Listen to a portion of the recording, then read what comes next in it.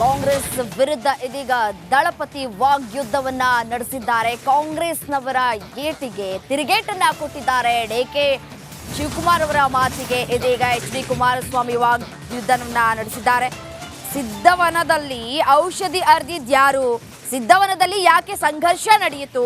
ಕೇಶವ ಕೃಪದಂತೆ ನನಗೆ ಬಿಡದಿ ಮನೆ ಇದೆ. ಪಾದಯಾತ್ರೆಯಲ್ಲಿ ತೂರಾಡ್ತಾ ಇದ್ದಿದ್ಯಾರು?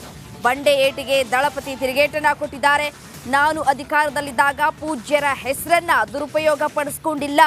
ಪರಮ ಪೂಜ್ಯರನ್ನ ಅವರು ಹೇಗೆ ಬಳಸ್ಕೊಂಡಿದ್ದಾರೆ? ನಮ್ಮ ಸಮಾಜದ ಜನರು ಅವರ ಹೇಳಿಕೆಯನ್ನ ಗಮನಿಸ್ತಾ ಇದ್ದಾರೆ. 5 ವರ್ಷ ಅನ್ಕಂಡೀಷನ್ ಬೆಂಬಲವನ್ನ ಕೊಡ್ತೀನಿ ಅಂತ ಅಂದ್ರು ಅನ್ನುವಂತಹ ಮಾತುಗಳನ್ನ ಇದೀಗ ಎಚ್.ಡಿ. ಕುಮಾರಸ್ವಾಮಿ ಹೇಳಿದ್ದಾರೆ. ಡಿಕೆ ಶಿವಕುಮಾರ್ ಅವರ ಮಾತಿಗೆ ತಿರುಗೇಟನ್ನ ಕೊಟ್ಟಿದ್ದಾರೆ ಎಚ್.ಡಿ. ಕುಮಾರಸ್ವಾಮಿ.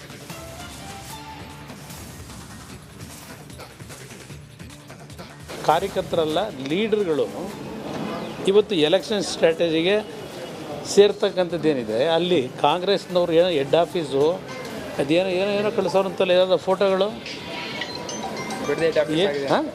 ಅದು ಹೆಡ್ ಆಫೀಸೇ, ಅದು ಶಕ್ತಿ ಕೇಂದ್ರ. ಅದು BJPಗೆ ಯಾವ ರೀತಿ ಕೇಶವ ಕೃಪಾ ಇದೆ, ಅದೇ ರೀತಿಯಲ್ಲಿ ನನ್ನ ಪಕ್ಷದ ಕಾರ್ಯಕರ್ತರಿಗೆ ಅದು ಕೇಶವ ಕೃಪಾ ಇದ್ದಾಗೇ. ಅದು ನನ್ನ ಪಕ್ಷದ ಕಾರ್ಯಕರ್ತರಿಗೆ ಅದು ಶಕ್ತಿ ಕೇಂದ್ರವೇ. ನನ್ನ ಪಕ್ಷದ ಕಾರ್ಯಕರ್ತರಿಗೆ ಏನು ಕಾಂಗ್ರೆಸ್ ಆಫೀಸಲ್ಲಿ ಶಕ್ತಿ ಕೇಂದ್ರ ಮಾಡ್ಕೊಳ್ಳ, ನಾನು ಹೆಡ್ ಆಫೀಸ್ ಮಾಡ್ಕೊಳ್ಳೋಕ್ಕಾಗತ್ತಾ?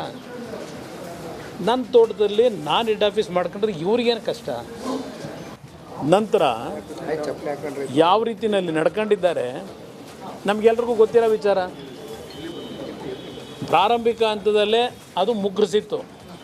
ಪ್ರಾರಂಭಿಕ ಹಂತದಲ್ಲಿ ಮುಗ್ರಿಸ್ಲಿಕ್ಕೆ ಕಾರಣ ಸ್ವಾಮೀಜಿಯವ್ರನ್ನ ಕೇಳಲಿ ಅಂತೇಳಿ ನಮಗೆ ಪ್ರಶ್ನೆ ಮಾಡೋರಲ್ಲ ಮಾನ್ ನಾಯಕರು. ಅವ್ರ ಜೊತೆ ಯಾರು ಇನ್ನು ಕಾಂಗ್ರೆಸ್ ಇನ್ನೊಬ್ಬರು ಪ್ರತಿನಿತ್ಯ ಸಂಘರ್ಷ ನಡೀತಲ್ಲ. ಯಾಕೆ ನಡೀತು ಸಂಘರ್ಷ? ಯಾರಿಗೋಸ್ಕರ ಸಂಘರ್ಷ ನಡೀತವತ್ತು? ಆ ಸತ್ಯ ಹೇಳಬೇಕಲ್ಲ ಜನಕ್ಕೆ. ಯಾತಕ್ಕೋಸ್ಕರವಾಗಿ ಸಂಘರ್ಷ ನಡೀತವ್ರದ್ದು ಅಂತೇಳಿ 2 ಗುಂಪಿನಲ್ಲಿ ಕಾಂಗ್ರೆಸ್ನಲ್ಲೇ. ಸಿದ್ದರಾಮಯ್ಯ ಸಿದ್ಧವನದಲ್ಲಿ ಅವ್ರ ಕಾರ್ಯಕರ್ತರ ಜೊತೆ ಚರ್ಚೆ ಮಾಡಿದ್ದು. ಪಾರ್ಲಿಮೆಂಟವರಿಗಷ್ಟೇ ಸರ್ಕಾರ, ಅದಕ್ಕೆಲ್ಲ ಸರ್ಕಾರ ಇರೋದಿಲ್ಲ ಅಂತೇಳಿ ಸಿದ್ಧವನದಲ್ಲಿ ಸರ್ಕಾರ ರಚನೆ ಮಾಡೋದು 3 ತಿಂಗಳಿಗೆ ಹೇಳಲಿಲ್ವಾ? ಉತ್ತರ ಅಲ್ಲಿದೆ. ನಾನು ಪರಮಪೂಜ್ಯ ಸ್ವಾಮೀಜಿಯವ್ರನ್ನ ಕೇಳಬೇಕಾ? ಉತ್ತರ ಕೇಳಬೇಕಾ? ಉತ್ತರ ಅವರೇ ಕೊಟ್ಕೊಂಡವ್ರಲ್ಲ, ನಿಮ್ಮ ಮುಖ್ಯಮಂತ್ರಿ.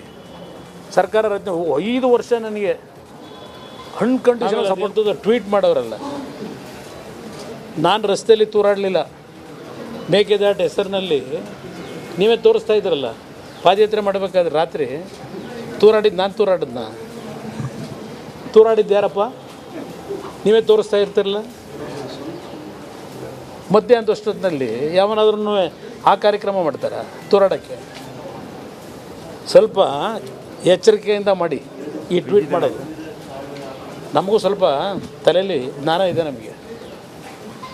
ಆಮೇಲೆ ಟ್ವೀಟ್ ಮಾಡೋರಲ್ಲ.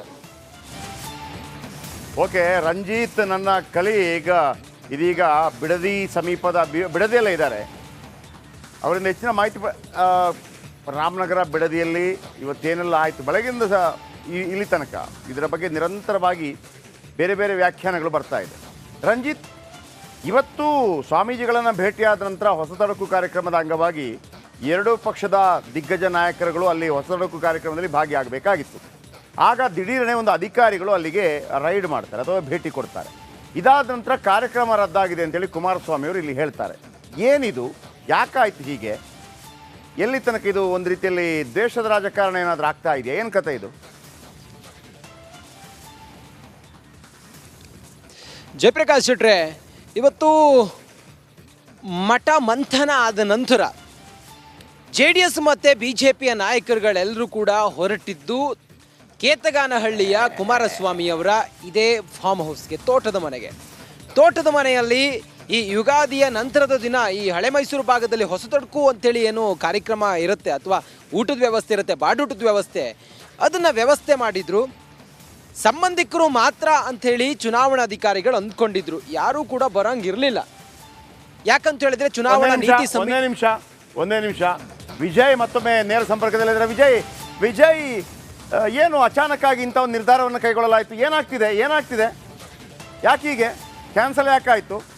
ಆಮೇಲೆ ಡಿ ಕೆ ಶಿವಕುಮಾರ್ ಎಂಟ್ರಿ ಆದರೂ ಅವರ ಹೇಳಿಕೆ ಬಂತು. ಯಾಕೀಗೆ ಏನದು?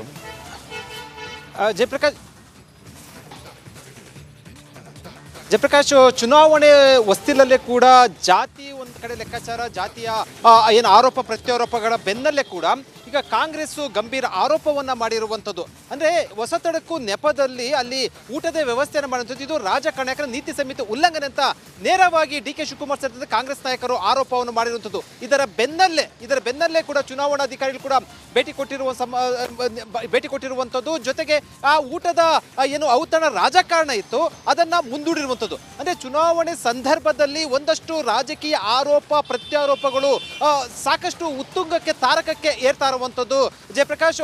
ಯಾಕಂದ್ರೆ ಈಗಾಗಲೇ ಕೂಡ ಕಾಂಗ್ರೆಸ್ ಟ್ವಿಟರ್ ನಲ್ಲಿ ಅಧಿಕೃತವಾಗಿ ಹಾಕೊಂಡಿರುವಂಥದ್ದು, ಅದು ಒಂದು ಹೆಜ್ಜೆ ಮುಂದೆ ಹೋಗಿ ಒಂದನ್ನು ಹೇಳಿರುವಂಥದ್ದು.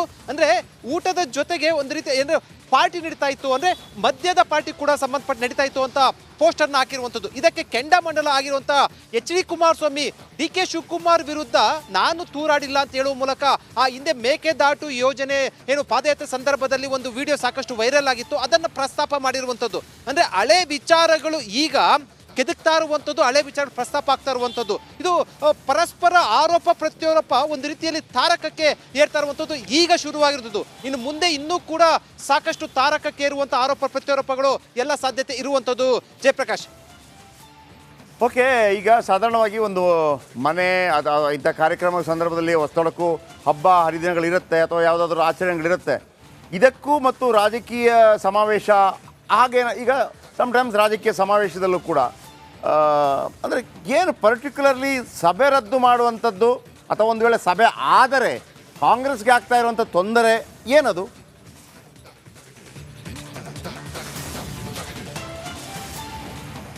ಜಯಪ್ರಕಾಶ್, ಬಿಜೆಪಿ ಜೆಡಿಎಸ್ ಮೈತ್ರಿ ನಂತರ ಇವತ್ತು ನಡೆದಿರುವಂಥ ಡೆವಲಪ್ಮೆಂಟ್ ಏನಿದೆ, ಎಲ್ಲ ನಾಯಕರು, ಅದು ಒಕ್ಕಲಿಗ ನಾಯಕರುಗಳು ಮತ್ತು ಪ್ರಮುಖ ನಾಯಕರುಗಳು ಏನು ಆದಿಚುಂಚನಗಿರಿ ಮಠಕ್ಕೆ ಭೇಟಿ ಕೊಟ್ಟಂಥ ಸಂದರ್ಭದಲ್ಲಿದೆ, ಅದು ಒಂದು ರೀತಿಯಲ್ಲಿ ಸಂದೇಶವಾಗಿರುವಂಥದ್ದು, ರಾಜಕೀಯವಾಗಿ ಸಾಕಷ್ಟು ಮಹತ್ವವನ್ನು ಪಡ್ಕೊಂಡಿರುವಂಥದ್ದು. ಇದರ ಬೆನ್ನಲ್ಲೇ ಒಂದಷ್ಟು ಆತಂಕ ಉಂಟಾಗಿರ್ಬೋದು ಅಥವಾ ಮುಂದೆ ಏನು ಪರಿಣಾಮ ಬೀರ್ಬೋದು ಅನ್ನೋ ಲೆಕ್ಕಾಚಾರವನ್ನು ಡಿ.ಕೆ. ಶಿವಕುಮಾರ್ ಹಾಕಿರ್ಬೋದು ಅಥವಾ ಕಾಂಗ್ರೆಸ್ ಪಕ್ಷ ಹಾಕಿರ್ಬೋದು. ಇದರ ಬೆನ್ನಲ್ಲೇ ತೋಟದ ಮನೆಯಲ್ಲಿ ಏನು ಒಂದು ರಾಜಕಾರಣ ಅಂದರೆ ಏನು ಸಭೆ ಇತ್ತು ಔತಣಕೂಟದ ಹೆಸರಲ್ಲಿ, ಅದನ್ನು ಸಂಬಂಧಪಟ್ಟಂತೆ ಕಾಂಗ್ರೆಸ್ಗೆ ಏನು ರಾಜಕೀಯವಾಗಿ ಇದನ್ನು ಬಳಸ್ಕೊಂಡಿರುವಂಥದ್ದು. ಈ ಹಿನ್ನೆಲೆಯಲ್ಲಿ ಇದನ್ನು ಚುನಾವಣಾ ಆಯೋಗಕ್ಕೆ ದೂರನ್ನ ಕೊಟ್ಟಿರುವಂಥದ್ದು ಒಂದೊಂದು ಸ್ಪಷ್ಟ.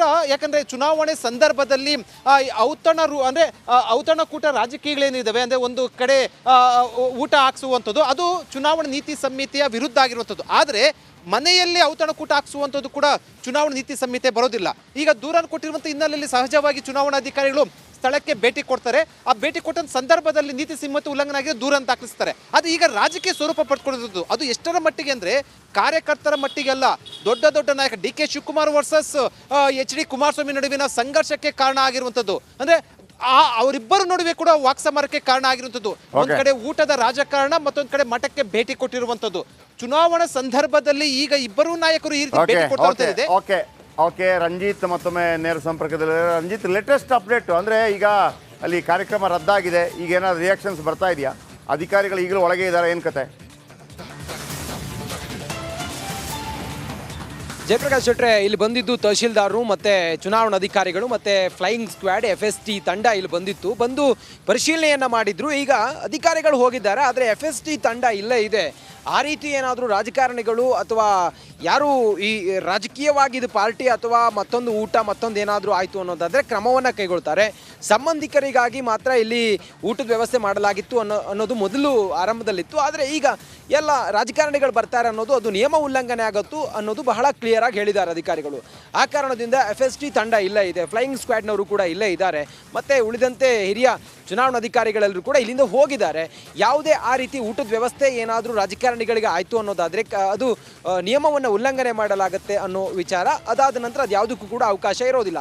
ಸದ್ಯಕ್ಕೆ ಕುಮಾರಸ್ವಾಮಿ ಅವರು ಬರ್ತಾರೆ ಅಂತೇಳಿ ಹೇಳ್ತಾ ಇದ್ರು, ಆದರೆ ಕುಮಾರಸ್ವಾಮಿ ಅವರು ಬರೋದಿಲ್ಲ. ಇಲ್ಲಿ ಏನು ಬಾಡೂಟದ ವ್ಯವಸ್ಥೆ ಒಕ್ಕಲಿಗ ನಾಯಕರಿಗೆ, ಮಂಡ್ಯ ಮತ್ತು ಈ ಭಾಗದ ಒಕ್ಕಲಿಗ ನಾಯಕರಿಗೆ, ಇವರ ಸಂಬಂಧಿಗಳಿಗೆ ಮತ್ತು ಏನೇ ಇಲ್ಲಿ ಊಟದ ವ್ಯವಸ್ಥೆ ಮಾಡಲಾಗಿತ್ತು ಅದು ಕ್ಯಾನ್ಸಲ್ ಆಗಿದೆ ಅನ್ನೋದು ಈ ಹೊತ್ತಿನವರೆಗೂ ಕೂಡ ಇರುವಂಥ ಅಪ್ಡೇಟ್. ಜಯಪ್ರಕಾಶ್.